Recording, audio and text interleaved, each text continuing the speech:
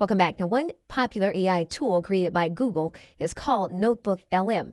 And NotebookLM is not a search engine. What it does is synthesize information that you upload by using its AI technology.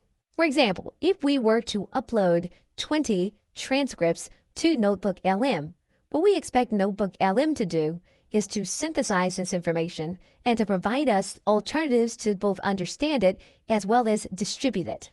What you'll see here is that NotebookLM gives you the ability to customize an audio. It gives you 5 different ways to view the information. One is to produce an FAQ, and you can produce an FAQ just by clicking on this button. You can also create a study guide.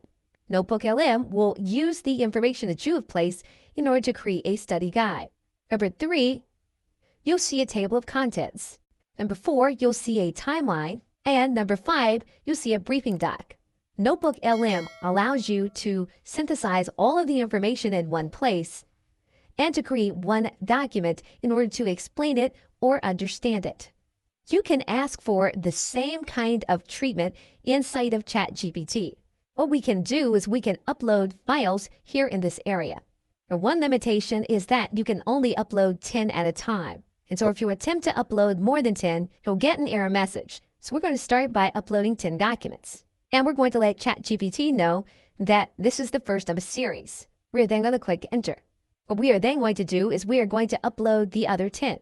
So we're now going to attach the other files, and we will then upload.